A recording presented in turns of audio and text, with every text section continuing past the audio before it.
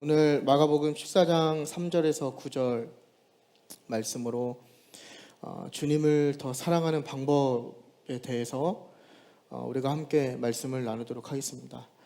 여러분 다 주님 사랑하시죠? 예, 저도 많이 사랑합니다. 예, 저도 주님 많이 사랑하고 참 그 주님 사랑하는 마음으로 이렇게 신앙생활의 원동력을 삼고 더 열심히 주님께 이렇게 다가가는 그 힘이 되는 것 같은데, 오늘은 우리가 그 사랑에 대해서 함께 말씀을 나누도록 하겠습니다. 제가 이제 2년 전에 그 MDB가 끝났거든요. 목회학 석사가 끝났는데, 그 설교학 교수님께서 항상 강조하시는 게, 이 설교 시작 전에는 이 청중을 사로잡을 수 있는 예화를 꼭 들어야 된다고 이렇게 강조하셨어요. 그래서 무조건 이제 저희가 어떻게 평가를 보냐면 설교문을 작성하거든요. 작성하는데 그 교수님께서 가르쳐 주신 대로 이렇게 작성하지 않으면 아마 조용기 목사님도 F를 맞을 거예요. 예, 꼭 그 교수님이 가르쳐 주신 대로 작성해야 돼요. 예화를 들어야 되고, 또 수업 시간에 들은 대로 이게 흔히 3대지라 그러죠. 이게 3대지를 그렇게 비판하셨어요. 그건 이미 유행이 지난 거다. 꼭 원포인트를 해야 된다. 꼭 이런 말씀하셨어요. 그래야 청중도 기억할 수 있고 뭐 설교에 집중할 수 있다. 뭐 이렇게 말씀을 하셨는데, 저는 그거에 동의하는 바는 아닙니다. 제 성적이 대충 어떻게 나왔는지 짐작하시겠죠. 예, 저는 항상 제 마음대로 제가 설교라고 생각하는 대로 했는데, 이 말씀을 왜 드리냐면, 제가 일주일 전부터 이 설교를 준비했는데 딱히 예화를 드릴 얘기가 없더라고요. 주님 사랑하는 거에 무슨 예화가 필요하겠습니까? 그래서 결론은 본론부터 들어가겠다 이겁니다. 예. 그래서 오늘 이 마가복음 14장 3절에서 9절의 내용을 함께 나누도록 하겠습니다. 예수님께서 베다니에 계시죠. 지금 베다니에 계시는데, 이 베다니는 우리에게도 좀 익숙하지만 예수님께는 유독 익숙한 동네셨습니다. 예수님이 되게 가까운 사람들이 많이 사는 동네였고, 예수님의 사역이 끝났을 때 그곳에서 그 가까운 사람들을 만나고 그곳에서 쉼을 가지셨던 아주 좋은 동네이죠. 그래서 대표적인 인물로는 우리가 알고 있는 나사로와 그리고 마르다와 마리아가 있죠. 이 삼남매가 사는 동네가 바로 베다니입니다. 근데 지금 이 예수님이 베다니에 계시는 거죠. 근데 3절을 보면은 나병 환자 시몬의 집에 계시다고 얘기를 하는데, 이게 지금 시몬이 그 나병이라고 하는 문둥병에 걸린 건 아니고요. 그러니까 이전에 문둥병에 걸렸지만 아마 예수님과 또 관계 있다는 것은 성경에 기록되진 않았지만, 아마 이 나병 걸린 시몬이라는 사람도 예수님에게 치료를 받은, 그러니까 예수님과 깊은 관계에 있는 사람일 거라고 우리가 추측해 볼 수가 있는 것 같습니다. 그래서 예수님이 어쨌든 그 익숙한 동네, 지금 베다니에 계시는 게 그 오늘 그 본문의 사건이 이루어지는 배경이 되는 겁니다. 근데 이제 예수님께서 이제 저녁에 그냥 편하게 식사를 하시려고 하는데, 어떤 사건이 일어나냐면, 한 여인이 옥합을 깨트리고 그 깨진 향유를 깨져서 이제 오픈된 그 향유를 예수님의 머리에 붓는 사건이 일어난단 말이죠. 그러니까 이 본문 오늘 보는 마가복음과 마태복음에는 그 여인이 누구인지 기록되어 있지는 않지만, 이 요한복음을 보게 되면 이 여인이 그 나사로의 동생 마리아라고 기록을 하고 있습니다. 그러니까 쉽게 얘기하면 마리아가 예수님의 머리에 향유를 붓는 사건이 발생합니다. 그러니까 이걸 왜 사건이라고 얘기하냐면, 이 머리에 기름을 붓는 행위가 당시 그 1세기 팔레스타인 지역에서 흔히 일어날 수 있는 사건일 수도 있지만, 여기에 조금 더 의미를 더하면 어떤 메시아의 임명에 관련된 다양한 해석이 가능한 일들이기 때문에 우리가 사건이라고 표현하게 되는 것 같습니다. 그래서 4절에 보면 이 사건이 일어나자마자 어떤 반응이 일어나냐면, 이 마리아, 이 여인을 보고 사람들이 이 향유를 허비했다고 막 비난하기 시작하는 거예요. 그러니까 이것도 마찬가지로 이 비난한 사람이 누구일까 이렇게 봤을 때 다른 복음서에는 가룟 유다라고 기록을 합니다. 예. 그러니까 7절에서 8절을 우리가 함께 읽어볼까요? 7절에서 8절 시작. 가난한 자들은 항상 너희와 함께 있으니 아무 때라도 원하는 대로 도울 수 있거니와 나는 너희와 항상 함께 있지 아니하리라. 그는 힘을 다하여 내 몸에 향유를 부어 내 장례를 미리 준비하였느니라. 아멘. 예, 즉 이러한 뭔가 반발이 일어나니까 예수님께서 이 사건을 뭐라고 정의하시냐면 예수님 이 여인의 행위가 예수님 본인의 장례를 준비한 것이라고 선언하면서 오늘 그 9절까지의 이 사건이 끝나게 되거든요. 근데 이 사건이 시간 순서대로 배열을 하면 사실 이 마가복음에 위치한 순서와 맞지는 않습니다.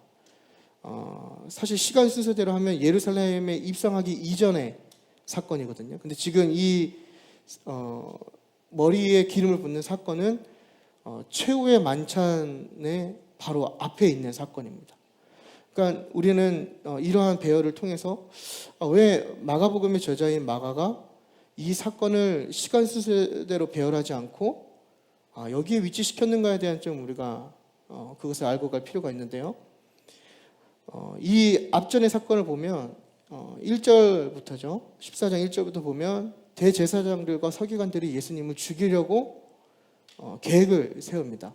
6월절이기 때문에 그게 취소가 되지만 계획을 세운단 말이죠. 근데 10절과 11절을 보면 이제 그 향유 붓는 사건 이후에 뭐가 등장하냐면 바로 가룟 유다가 등장합니다. 예수님을 팔아버리는 가룟 유다가 등장하죠. 그러니까 이 사건을 예수님을 죽이고 예수님을 팔려는 자들 사이에 위치시킴으로써 이 마가가 아마 우리에게 이야기하고 싶은 것은 이 여인의 마음이 어떠한 마음인지를 그것들과 대조시키면서 우리에게 더 강조하고 있다고 우리가 이해할 수 있겠죠.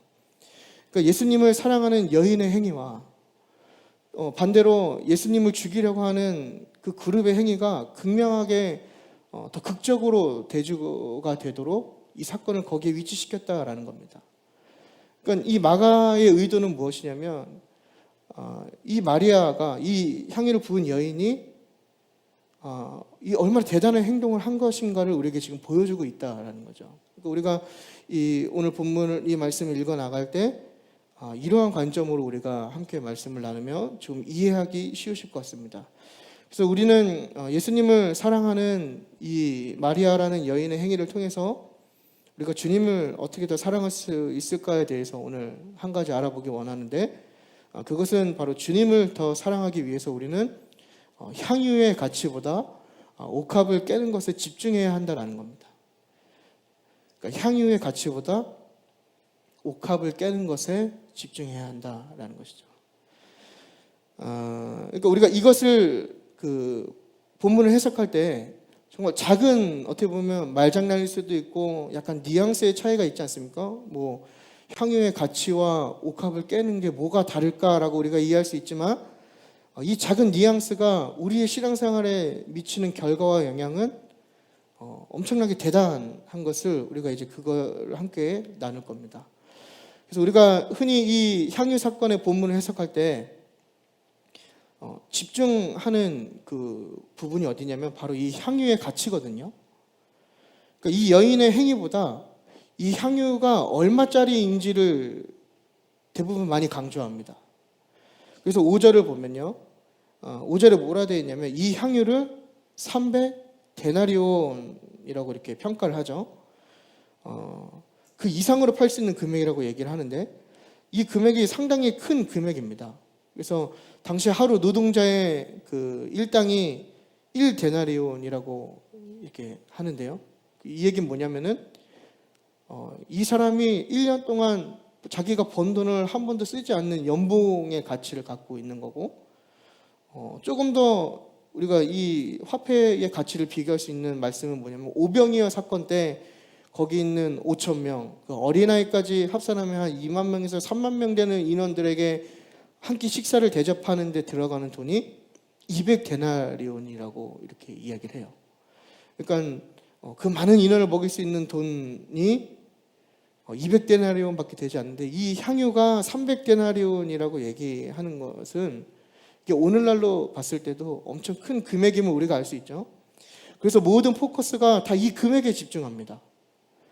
그래서 300데나리온과 이 순전한 나드 한 옥합이라는 표현에 너무나 집중해서 이 여인이 정말 비싼 값진 향유를 하나님께 드렸다. 또 최고의 것을 드렸다. 또 이 여인의 전부를 드렸다. 이렇게만 강조하고 이렇게 이 본문을 접근한단 말이죠. 그리고 이 값진 향유를 주님께 드렸기 때문에 이 여인의 믿음이 그 가치에 비례해서 판단된다라는 거예요. 그러니까 값진 것을 드렸기 때문에 이 여인의 믿음이 대단한 믿음이라고 높게 평가되는 거죠. 정말 1년의 봉급을 과감없이 예수님께 드렸다. 그렇기 때문에 이 여인은 정말 큰 믿음을 가진 사람이다.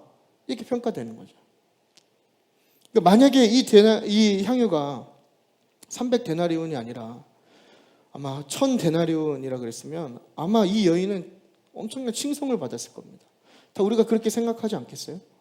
다 정말 이 많은 금액을, 이 큰 금액을 어떻게 예수님께 드릴 수 있었을까? 그 드릴 수 있었던 비결이 뭘까?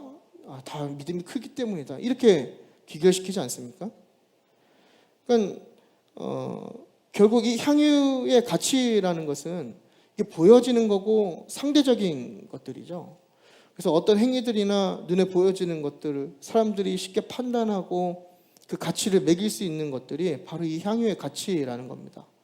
뭐 예를 들면 우리의 신앙생활에 뭐 예배의 행위들이나 우리의 헌신이나 우리가 물질을 드리는 것들 다 이런 거 인간이 판단할 수 있고 인간이 볼 수 있고 인간이 가치를 매길 수 있는 어떤 매개체들이지 않습니까? 그러한 것들을 통해서 가치를 매기고 그것들을 많이 하고 그것들이 클수록 저 사람의 믿음은 크다라고 생각하고 그렇게 결론 짓는다는 거죠. 그래서 예배를 많이 드리면 믿음이 좋다라고만 얘기를 하는 거예요. 무언가 헌신을 많이 하면 예배를 많이 뭔가 믿음이 좋다라고만 얘기하는 거죠. 뭔가 물질을 많이 드리면 저 사람의 믿음이 크다라고만 이야기하는 거예요. 왜냐하면 향유의 가치에 우리의 모든 초점이 맞춰져 있기 때문인 거죠. 여러분, 근데 우리가 한 가지 간과하는 것은 뭐냐면 예배에 앉아있지만 그 예배가 하나님께 한 번도 기쁨이 되지 않는 예배를 드린다면 그 예배가 아무리 수천 번 드릴지라도 그건 예배가 아니라는 사실을 우리가 기억해야 된다는 겁니다. 헌신이라는 것도 어떻게 보면 자기 만족과 일중독에 빠질 확률이 되게 크거든요. 정말 내가 하나님을 위해서 헌신하는 거, 하나님의 비전을 이루기 위해서 내가 그것을 순종하고 따라가는 거, 이게 헌신인데 우린 다 내가 원하는 거, 내 이름이 드러날 수 있는 거, 내가 인정받을 수 있는 거, 내가 만족해 할 수 있는 것들, 거기에 중독돼서 일하고 있지 않냐라는 거예요. 그러니까 우리는 자꾸 이러한 눈에 보이고 인간이 판단할 수 있는 그런 가치들로 자꾸 우리의 믿음을 판단하고 그게 주님을 향한 사랑이라고 쉽게 정의하고 뭔가 이렇게 말한다는 겁니다. 마치 향유가 300데나리온이 아니라 1000데나리온이었다면 아마 그 믿음이 더 크다고 평가하는 것처럼 우리가 무언가 많이 하면 우리의 믿음이 크다라고 하는 거예요. 그냥 뭔가 교회에 많이 나타나고 교회에 무언가 많이 하면 믿음이 좋고 저 사람은 주님을 사랑하는 사람이다 이렇게 그냥 결론 짓는다는 거죠. 반면 옥합을 깬다라는 건 여러분 무엇이냐면요, 보이지 않는 것을 의미하거든요. 마음과 그 중심과 우리의 생각을 의미합니다. 이거 신학적으로 얘기하면 우리의 영혼인 거죠. 우리의 영혼. 그래서 그 누구도 평가하고 판단할 수 없지만요, 여러분 우리가 알아야 될 것은 무엇이냐면 주님은 이 보이지 않는 것을 바라보시고 그분을 향한 사랑을 판단하신다는 겁니다. 인간은 보이는 것을 보고 그 사랑과 그 믿음을 판단하지만 예수님은 보이지 않는 우리의 그 옥합을 깨는 그 마음을 보시고 우리의 사랑이 진짜인지 가짜인지를 판단하신다는 거예요. 그러니까 많은 사람들이 신앙생활을 할 때 보이는 것에 신경 쓰이고 보이는 것에 집중하고 더 잘 보이기 위해서 노력하고 우리가 보이고 우리가 쉽게 판단할 수 있는 것들에 많은 에너지를 쏟지 않습니까? 하지만 정작 그런 가운데 우리의 영혼에는 집중하지 못하는 거예요. 과연 내 영혼을 주님께서 바라보실 때 과연 칭찬하실까? 주님이 우리의 영혼을 바라보시면서 정말 네가 나를 사랑하는구나 이렇게 말씀하실까? 이거에 대한 고민이 전혀 없다라는 거예요. 주님이 나를 어떻게 생각하는지 중요한 게 아니라 그러니까 사람들이 나를 어떻게 생각하는지가 중요한 거죠. 그러니까 이러한 신앙생활의 결국 시선은 어디에 있냐면 바로 이 비싼 향유의 가치에만 집중한 신앙생활이 된다는 것입니다. 그래서 우리가 기억해야 할 것은 무엇이냐면 주님은 보이지 않는 것을 보신다는 것을 우리가 기억해야 하는 것입니다. 그래서 향유의 가치에 집중하면요, 우리는 주님을 더욱더 사랑한다고 당장 느낄 수 있어요. 여러분도 그렇지 않습니까? 우리가 예배 막 많이 드리고 교회에서 무언가 열심히 하고 무언가 열심히 이렇게 드리면요, 내가 주님을 엄청 사랑한다고 생각해요. 쉽게 느껴지죠. 예배를 한 번도 안 드렸던 사람이 막 예배를 열심히 드리기 시작하면 나는 진짜 주님을 사랑하는 것 같아, 이렇게 얘기한단 말이죠. 난 진짜 주님을 사랑하는구나, 이렇게 얘기한단 말이죠. 근데 중요한 건 그 사랑이 커지진 않는다는 거예요. 그 사랑이 더 확장되고 깊어지고 그 사랑이 시간이 지날수록 주님께 더 가까이 가야 되는데 그 성장이 없다는 거죠. 반대로 옥합에 깨는 것에 집중하는 사람은 보이지 않고 느껴지지 않지만 훗날에 돌아보면 주님을 향한 사랑이 엄청 커져 있다는 것을 발견하게 된다는 겁니다. 그래서 우리가 향유의 가치가 아니라 옥합을 깨는 것에 집중하고 그것에 많은 에너지를 기울여야 한다는 겁니다. 그렇다면 옥합을 깨는 게 무엇일까요? 우리가 두 가지로 정의할 수가 있는데, 오늘 본문에서 첫 번째는 옥합을 깨는 것이란 희생의 행위가 따르는 것입니다. 희생의 행위로 내 마음을 표현하는 겁니다. 사람은 참 말이 쉽죠. 말이 얼마나 함부로 내뱉고 사람이 말을 쉽게 하는지 잠언에서는 그 입을 조심하라고 얘기하지 않습니까? 말을 조심하라고 얘기할 정도로 인간은 말을 경솔하게 합니다. 그래서 쉽게 말로 마음을 표현해요. 그래서 내가 말한 그 마음이 진짜라고 착각하는 거죠. 내가 주님을 사랑한다고 얘기하면 내가 주님을 사랑하고 있구나, 이렇게 착각하는 거예요. 여러분, 제가 서두에 설교를 시작할 때 여러분 주님 사랑하십니까? 라고 얘기했을 때 여러분 다 동의하셨죠?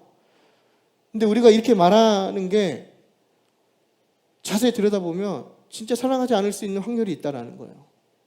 그러니까 인간이라는 존재가 그렇다는 거죠. 그냥 말하면 그게 내 마음이라고 생각하는 거예요. 주님을 더 사랑하고 싶다고 얘기하면 그냥 주님을 날이 갈수록 더 사랑하게 된다고 착각하는 거죠. 그건 진짜가 아닌데 진짜라고 생각하는 거예요. 그래서 고백은요, 아주 기똥차게 합니다. 그러지 않습니까? 거의 고백 수준은 선지자 수준일 수도 있어요. 당장 주님과 만나도 손색이 없을 정도로 많은 고백하고 많은 결단하고 말로는 많이 표현하지만 정작 우리의 삶과 우리의 신앙생활을 돌아보면 전혀 다른 삶을 살고 있다는 거죠. 그러니까 우리의 진짜 마음을 무엇으로 증명할 수 있느냐? 말이 아니라 바로 행위로 증명할 수 있다는 겁니다. 그 행위가 뭐죠? 바로 주님을 향한 희생의 행위로 그것들을 증명할 수 있다는 거예요. 이게 뭐냐면 내가 주님을 사랑하는 만큼 내 삶에 주님을 향한 희생이 있어야 되고 주님을 향한 내 마음의 어떤 행위가 따라야 된다는 겁니다. 하나님이 우리를 사랑하신다고 말씀하셨죠. 근데 하나님은 그걸 말씀만 하시지 않으셨다는 걸 우리가 기억해야 됩니다. 그걸 어떻게 증명하셨냐면 그리스도를 십자가에 못 박히게 하셨단 말이죠. 죄인된 우리를 위해서, 저와 여러분을 위해서 하나님의 독생자 예수를 십자가에 못 박으셨단 말이에요. 그러니까 예수님은 우리를 향한 사랑을 어떻게 확장하셨냐면 그 행위로서 그 사랑을 확인해 보이셨거든요. 이처럼 우리의 말과 우리의 고백에 우리는 이 행위가 따라야 되는 것을 꼭 기억해야 됩니다. 사랑하는 아들이 물에 빠져서 목숨이 위태로울 때 진짜 아버지라면 다른 것을 계산하지 않고 그 물로 뛰어드는 게 아버지의 사랑인 거죠. 저희 첫째가 있는데요. 많은 분들이 저희 첫째를 많이 이뻐해 주셔서 감사하지만 제 첫째가 물에 빠질 때 물에 뛰어드는 거는 여러분이 아니라 저입니다. 맞죠? 저희 아들이 불구덩이에 있으면 여기 안수 지사님 계시지만 소방관이라도 김선희 기사님은 뛰어들지 않으세요. 제가 뛰어들죠. 왜냐? 저는 제 아들을 사랑하기 때문에 그런 거죠. 이 사랑에는 이러한 행위가 따라야 된다는 거예요. 이러한 희생이 있어야 된다는 거죠. 그 마음을 우리의 행위로 그 마음을 점검할 수 있는 거예요. 이 여인도 마찬가지인 거죠. 여인이 주님께 향유를 부은 정확한 이유는 알 수 없어요. 신학적으로 다양하게 해석하고 뭐 메시아를 예배하는 거다, 뭐 메시아의 길을 뭐 축복하는 거다 이렇게 얘기하지만 그런 걸 우리가 성경에 기록되어 있지 않기 때문에 그 의도는 정확하게 알 수 없지만 한 가지 분명한 것은 이 여인은 지금 가장 귀한 것을 내놓아도 전혀 아깝지 않을 만큼 그 예수님을 향한 사랑의 마음에서 나온 행동이었고, 이 행동은 바로 그 예수님을 향한 그 사랑의 행동이었다는 겁니다. 그러니까 예수님을 사랑하지 않으면 그 이 희생을 감당할 수 없는 거죠. 그러니까 이 여인이 예수님을 사랑하는 것은 결국 옥합을 깨는 행위로서 자기의 마음을 확인했다는 겁니다. 300데나리온짜리를 깨서 대단한 게 아니라요, 자기가 갖고 있는 가장 귀한 가치 전부를 깨트렸기 때문에 그 사랑이 진짜라고 얘기할 수 있다는 거예요. 10절을 보겠습니다. 우리 10절을 보면요, 이 가룟 유다 얘기가 나오는데요, 가룟 유다도 예수님의 제자였지 않습니까? 예수님의 제자로서 예수님과 동거동락하고 공생애를 함께한 제자란 말이죠. 주님을 좋다고 따라다녔는데요, 결국에는 이 유다가 예수님을 팔아버립니다. 그리고 5절에 보면은 가난한 자에게 줘야 한다고 이렇게 얘기하는 사람들이요, 본문에는 사람들이라고 되어 있지만 다른 복음서를 보면 제자들이라고 되어 있거든요. 아마 유다가 먼저 요한복음에 의하면 이 부분에 대해서 어떤 반기를 들었고 비난을 했고, 아마 그 유다의 내용에 동의하는 제자들이 이 행동에 대해서 같이 비판했을 거라고 생각을 합니다. 그러니까 이 제자로서 결국에는 이 여인과 비교되는 게 뭐냐면 아무 행동도 하지 않았다는 거예요. 그냥 입으로만 경건을 얘기하고 있는 거죠. 정작 이 제자들이 이 경건을 얘기하고 가난한 사람을 도와야 된다고 얘기할 때 이들은 그 가난한 자들을 전혀 도와주지 않고 있었다는 겁니다. 그냥 말만 했다는 거예요. 그러니까 이 여인의 행동은 결국 우리에게 어떤 의미가 되냐면 헌신하는 자의 모범이 되는 거죠. 그래서 이 여인이 얼마나 대단한 희생을 한 것인지 또 대단한 가치를 지불한 것인지 우리를 알게 하는 것 같습니다. 그래서 이 옥합을 깨는 것이 우리에게 무엇일까 이렇게 고민해 봤을 때 주님을 향한 우리의 사랑이 진짜인지는 나의 그 희생 행위로 그 마음을 점검하라는 의미 같습니다. 그러니까 우리가 오늘 이 말씀을 들을 때에 내가 주님을 사랑하는가, 내가 주님을 어떻게 더 사랑할 수 있을까라고 질문했을 때 내가 과연 주님을 위해서 얼마나 이 희생의 행위를 하고 있는지 점검하라고 우리에게 도전하는 것 같습니다. 그래서 이 여인을 주님께서 6절에 뭐라고 평가하시냐면 좋은 일을 하였다라고 평가하죠. 그렇게 말씀하신 이유는 이 여인은 그 예수님을 향한 그 사랑만큼 그거에 합당한 대단한 희생을 했기 때문에 예수님이 좋은 일을 하였다라고 평가했다는 것입니다. 그렇다면 우리는 날마다 주님을 사랑한다고 고백하는데 우리 안에 어떤 대단한 희생의 행위들이 있는지 우리 스스로에게 질문할 필요가 있다는 거죠. 우리가 이 300데나리온의 향유와 같은 많은 가치들과 소중한 것들을 하나님께 들고 나왔는데 과연 우리는 이 들고 나온 것을 깨고 있냐라는 겁니다. 과연 이것들을 깨서 주님께 온전히 드리고 있냐라는 거죠. 근데 마치 우리의 삶과 우리의 신앙생활의 모습을 보면 주님을 사랑한다고는 말하지만 그 소중한 가치들을 깨트리기는 주저하고 두려워하고 있다고 많이 생각하거든요. 마치 우리는 배신한 제자와 같이 또 이 향유를 깨트린 여인을 책망하는 사람들과 같이 입으로만 우리의 신앙과 우리의 사랑을 고백하고 아무런 행위를 하고 있지 않는지 우리에게 지금 도전하고 질문하는 겁니다. 여러분은 주님을 위해서 그 옥합을 깨고 계십니까? 어떠한 삶의 옥합을 깨고 계시는지 질문하고 도전하고 싶어요. 여전히 말로만 주님을 사랑하고 여전히 주님을 더 사랑하고 싶다고 말로만 고백하고 계신 건 아닌가요? 예배의 행위나 헌신이나 무언가를 드릴 때 이 세 가지를 통해서 여러분들은 어떤 대단한 희생을 치르고 계시냐는 거죠. 말로만 한다는 것은 결국 대단한 희생 없이 얻으려 한다는 겁니다. 우리가 드리는 예배가 왜 죽어가는 거죠? 희생이 없기 때문이죠. 구약의 제사는 희생의 제사입니다. 그죠? 피의 제사였고 죽어야 하는 제사였어요. 신약은 예수님의 한 번의 희생으로 그 피의 제사가 끝났지만 예배의 시작은 뭐냐면 죽어야 되는 겁니다. 희생이 있어야 되는 거죠. 근데 우리 안에 예배에, 우리 예배에 어떠한 희생이 있냐라고 들어봤을 때 아무런 희생이 없는 거예요. 이 예배를 위해서 우리의 삶에 깨트릴 옥합이 없는 거죠. 그러니까 자연스럽게 이 예배를 돌아보면 예배에 대한 소중함과 예배에 대한 마음이 없는 거예요. 그냥 드릴 수 있으면 드리고, 뭐 드릴 수 없으면 안 드리고, 시간이 남으면 드리고, 맨날 하는 것처럼 그냥 반복하는 예배만 된다라는 거죠. 경건의 모양은 있는데 그 능력이 없는 예배가 되어버리는 거예요. 반대로 내 삶의 문제나 어떤 우리의 직장이나 사업장의 문제, 자녀의 문제, 이런 것들은 우리가 얼마나 마음을 쏟고 두 손 두 발 뻗고 나서서 우리의 삶을 희생하면서 부모로서의 책임을 다하려고 하고 가정으로서의 책임을 다하려고 하는지 우리가 돌아봐야 된다는 겁니다. 여기 청소년 부모님도 계시는데요. 우리 자녀들 학원 빠지는 건 용납 안 하시는데 교회 빠지는 건 쉽게 용납하시잖아요. 안 그렇습니까? 이게 우리의 가치가 어디 있는지 벌써 보여주는 거예요. 예배는 안 드려도 괜찮다. 내 학원은 빠지면 안 된다. 예배는 빠져도 된다. 내 회사 일은 먼저 급하니까 처리해야 된다. 이런 예배를 과연 주님이 얼마나 기뻐 받으실 수 있겠냐는 거예요. 이러한 우리의 삶의 가치를 주님이 얼마나 기뻐 받으시겠냐는 걸 우리 스스로에게 질문해야 된다는 거죠. 과연 이런 우리의 가치와 우리의 모습을 보고도 주님이 네가 나를 정말 사랑하는구나, 6절에 좋은 일을 하였다라고 과연 말씀하실 수 있겠냐는 거예요. 여러분, 우리의 신앙생활이요, 우리가 항상 그런 생각을 좀 했으면 좋겠습니다. 우리가 훗날 주님 만났을 때 주님이 나에게 이렇게 질문하시면 지금 내가 이 모습으로 뭐라 대답할 수 있을까에 대한 고민이 많이 있을 필요가 있다고 저는 생각하거든요. 그래서 저는 스스로 많이 질문해요.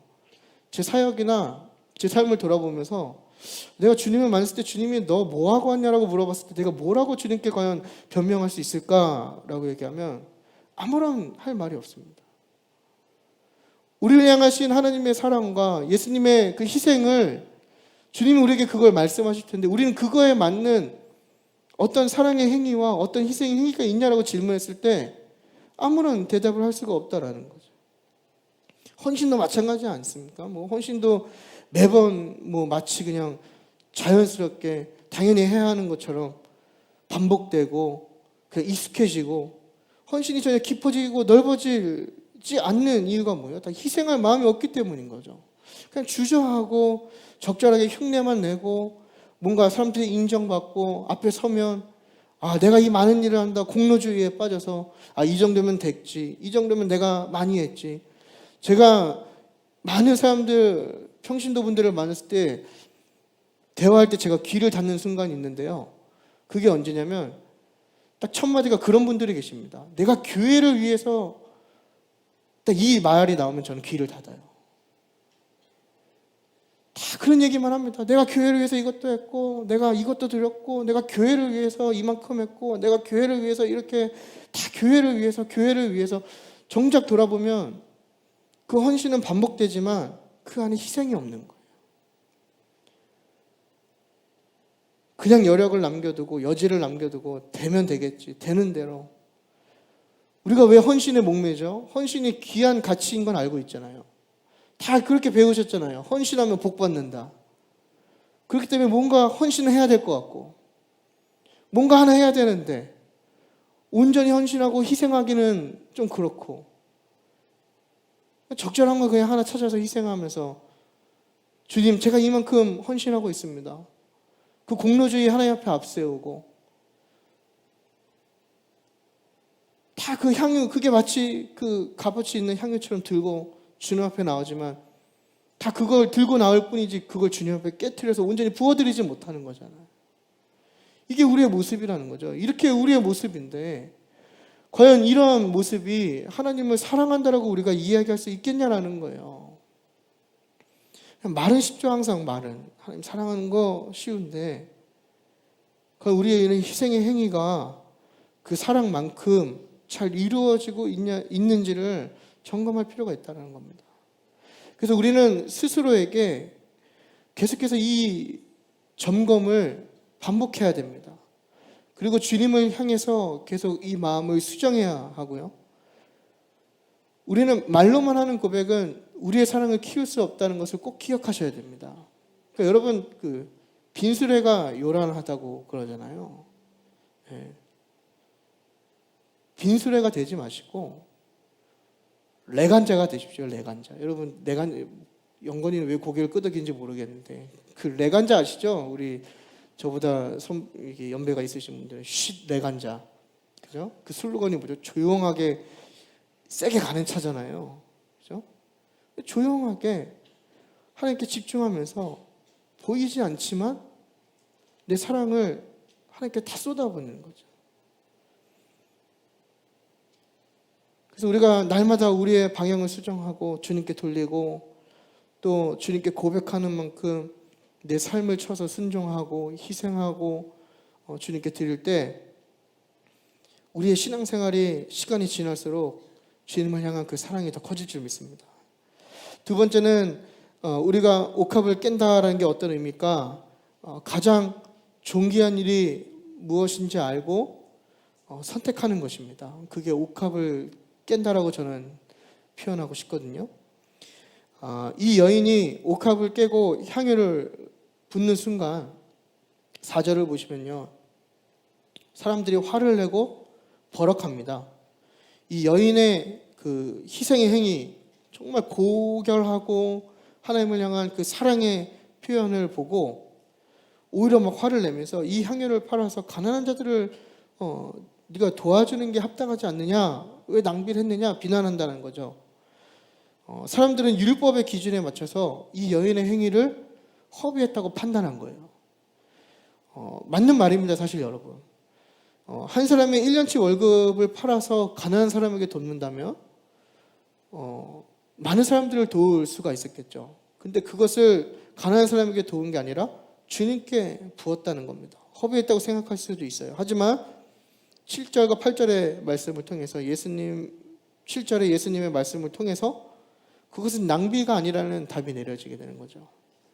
그러니까 마찬가지로 하나님을 믿지 않는 세상 사람들 혹은 교회 안에서도 이러한 가치관을 갖고 우리에게 얘기하는 사람들이 많습니다.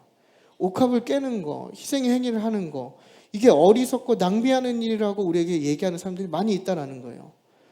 여러분, 이 여인이 예수님이 그 집에 오셨을 때 내가 이 향유를 주님께 부어야 되겠다라고 계획하고 마음을 먹었을 때 아마 사람들의 비난을 예상하지 못했을 거예요. 아마 예상하고 있었을 거예요. 그 율법을 알았기 때문에. 이 여인이 율법에 나온 대로 가난한 자를 구제하는 게 맞지 않을까? 이런 고민이 없었겠습니까? 고민했다는 거죠. 하지만 이 향유를 예수님께 부었다는 건 뭐냐면 아마 내가 이 행위를 했을 때 사람들이 나를 미친 사람이라고 할 거고 또 율법을 어기게 될 거고 그 선한 일을 벗어나게 되는 걸 다 알지만 그래서 내가 비난과 조롱을 받을 것도 알지만 그럼에도 불구하고 이 여인에게는 이 행위가 가장 존귀한 행위라고 판단됐기 때문에 이 옥합을 깨서 주님께 부었다는 겁니다. 결국에는 이 여인은 그 가장 존귀한 일을 선택했다는 것이죠. 여러분, 우리에게도 두 가지 축복이 있어야 되는데요. 한 가지는 무엇이 가장 존귀한 것인지 볼 수 있는 눈이 있어야 되고요. 두 번째는 그 존귀한 것을 봤을 때 그걸 선택할 수 있는 믿음이 있어야 됩니다. 여러분, 우리의 삶에 이 두 가지가 충만하여지기를 축복합니다. 4절을 보면요. 이 여인과 다른 사람들이 나오죠. 화를 내고 책망하는 사람들. 정확하게 얘기하면 제자들이 이 존귀한 일을 깨닫지 못하는 거예요. 이거 얼마나 비극인지 모릅니다, 여러분. 예수님과 동거동락하고 예수님의 기적을 보고 예수님을 따라가는 사람들이 이 존귀한 일을 깨닫지 못한 건 비극이에요. 그러니까 우리에게 적용해 보면 우리가 하나님을 믿고 우리가 신앙생활을 하고 있지만 우리가 이러한 선택을 하지 못하는 건 우리에게 비극이라는 겁니다. 여러분들이 예배에 오신 이유가 이 존귀한 일이라고 이것을 깨닫고 이것을 선택해서 오신 게 아니라 그냥 여러 가지 많은 선택지들 중에 하나라고 생각하고 오셨다면 그게 비극이라는 거예요. 내가 예수를 10년 믿고 20년 믿고 어떻게 보면 평생을 믿을 거지만 그 긴 시간 속에 내가 예수를 믿는 게 내 삶의 가장 존귀한 일이라는 걸 깨닫지 못하고 그걸 선택하지 못한다면 그것만큼 비극이 없다는 거예요. 저는 이 제자들의 행위를 되게 비극적이라고 평가하거든요. 여러분, 우리의 신앙생활이 이런 비극이 되지 않기를 바랍니다. 책망하고 화내는 모습이 우리의 모습일 수 있다는 거예요. 여전히 신앙생활 하지만 옥합을 깨는 사람을 비난하고 멍청하다 얘기하고 그게 아니라고 얘기하고 나는 희생하지 않고 주님 선택하는 게 잘못된 거라고 낭비라고 얘기하는 사람들이 있을 수 있다는 거예요.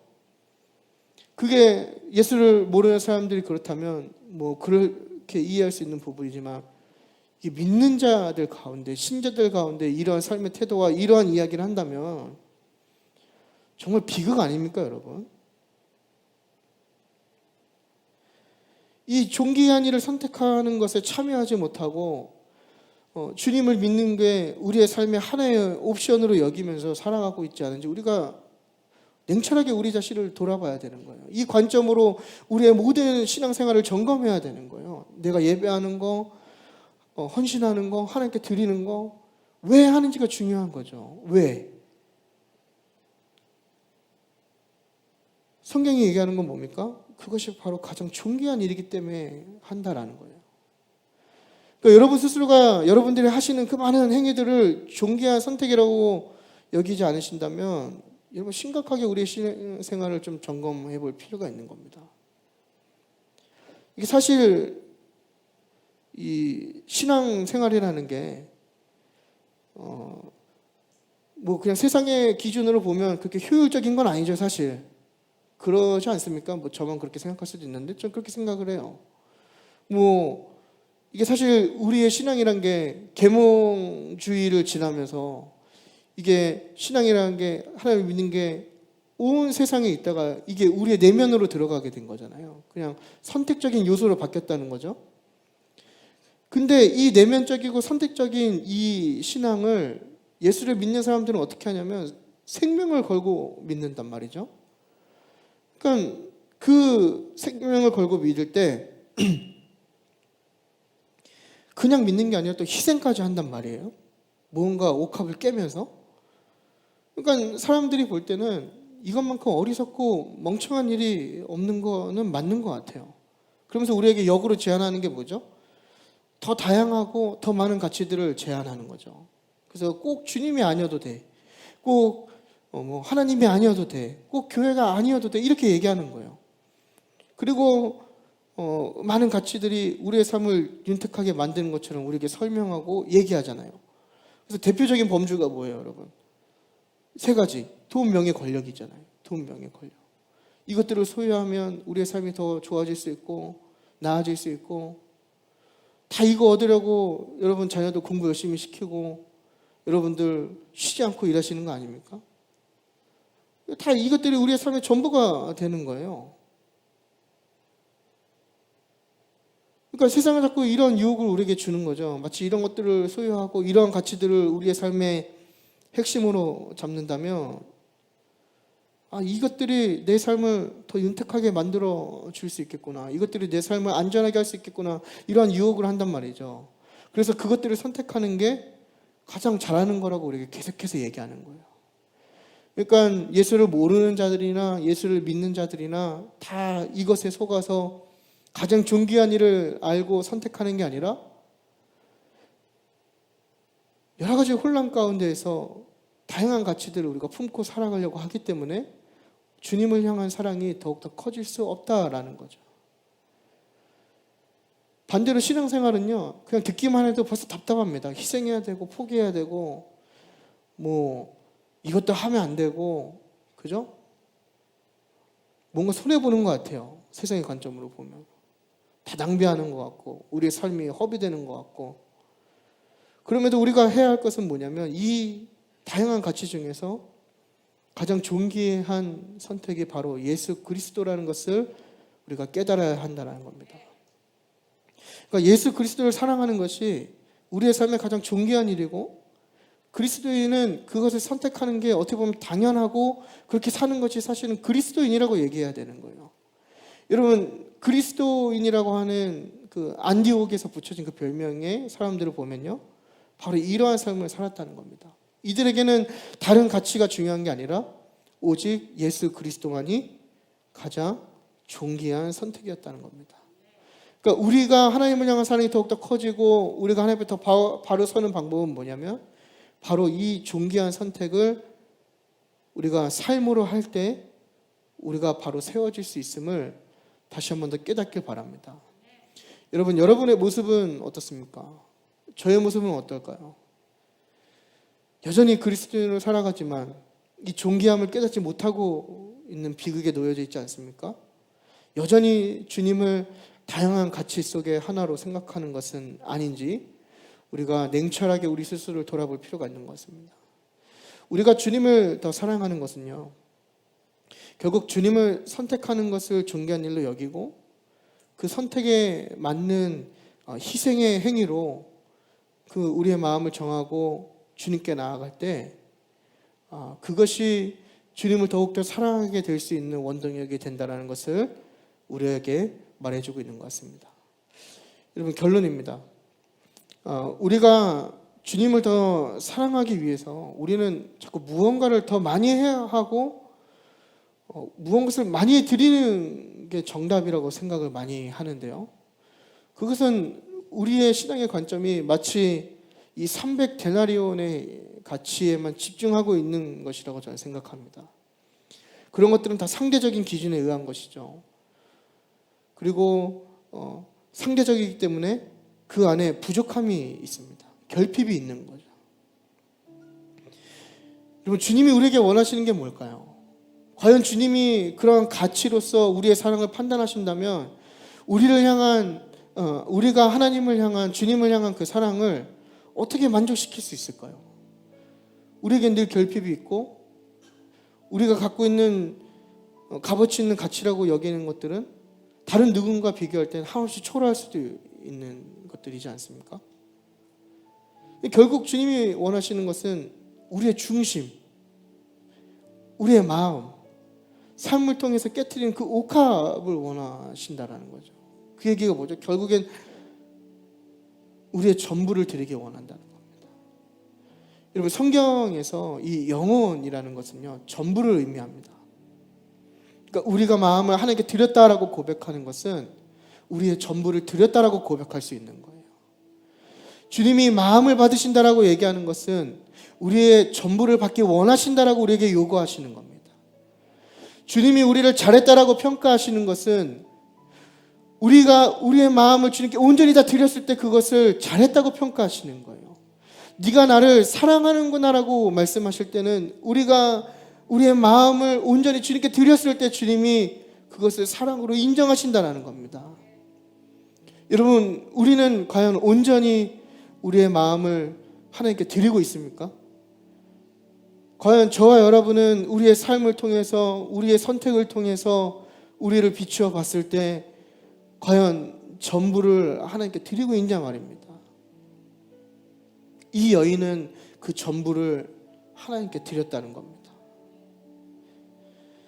여러분, 우리의 삶의 옥합을 깨트리길 바랍니다. 우리가 자꾸 우리의 시선이 어떤 가치와 측량할 수 있는 보이는 것에 집중하는 것이 아니라 이 옥합을 깨트리는, 우리의 마음을 깨트리는, 주님이 정말로 원하시고 주님이 감찰하시는 그 마음을 더 다듬고 그 마음이 더욱더 하나님을 향할 수 있도록 우리의 마음을 다듬어야 된다는 거죠. 오늘날 그리스도인들이요, 이 마음의 관리, 이 영혼의 관리를 너무나 안 하는 것 같아요. 육체적으로는 건강하고 삶은 윤택하지만 이 영혼이 병들어 있는 거죠. 이 안에 믿음이 없는 거예요. 이 안에 영혼이 하나님을 향하지 않으니까 변화가 없는 거예요. 변화가 없다는 얘기는 뭐죠? 성숙함이 없는 거예요.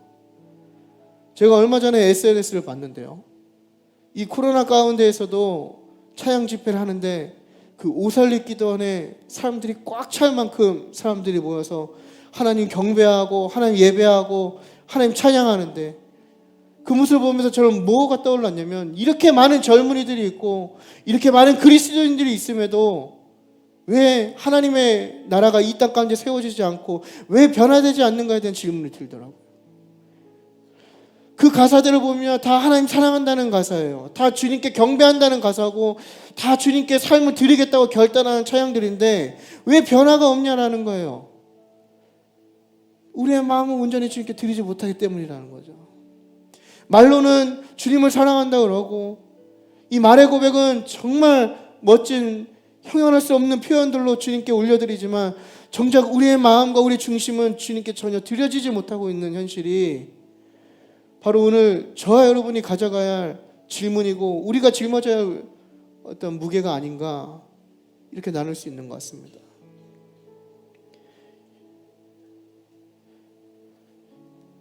여러분 주님을 위해서 그 귀한 우리의 삶의 옥합을 깨트리는 축복이 있길 바랍니다.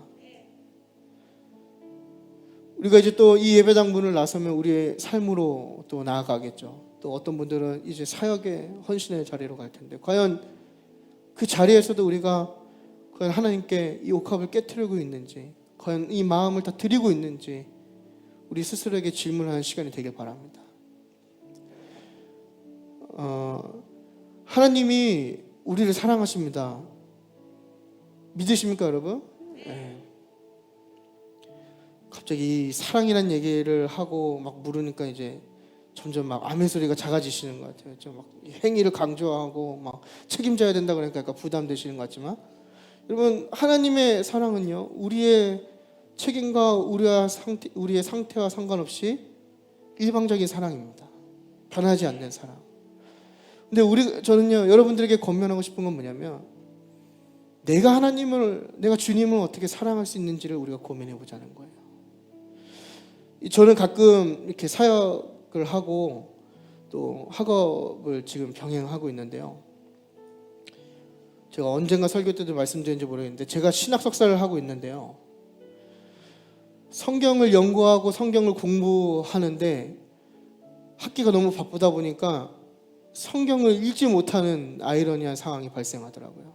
참 웃기는 일이죠. 성경을 연구하고 성경을 배우는 사람인데 성경을 읽을 시간이 없는 거예요. 사역을 하는데요. 뭐 이렇게 얘기를 해야 되는 거잖아요. 제가 말씀 사역하는 게 제 주 업무니까. 그죠? 예. 그 로고스 교회는요, 제가 전기업자인 줄 알아요. 그래서 저한테 전공이 뭐냐고 물어보더라고요. 그래서 제가 제 전공은 신학입니다. 이랬어요. 그러니까 저는 말씀 사역하는 게 제 일이고 제가 어떻게 보면 가장 잘해야 되는 사역이 이 말씀 사역이지 않습니까?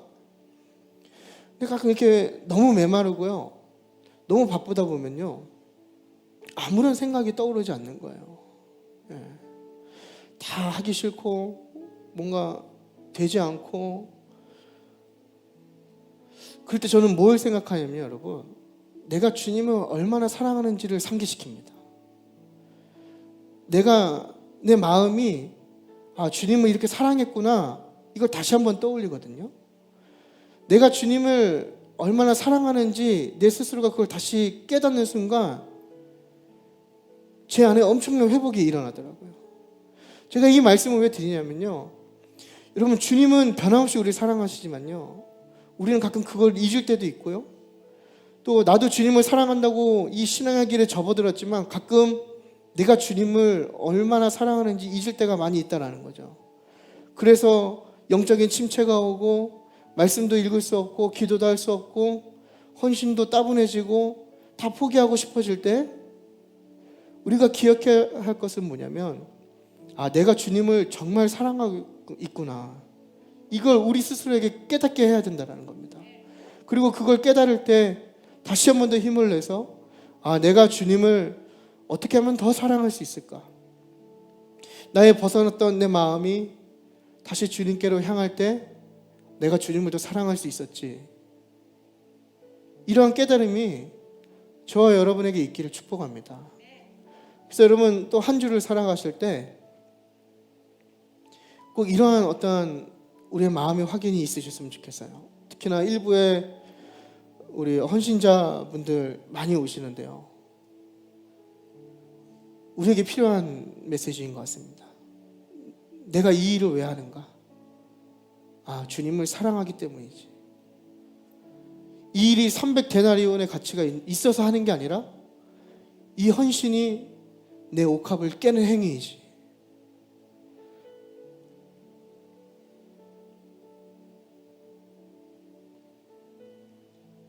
여러분, 주님께 칭찬받는 삶이 되기를 축복합니다.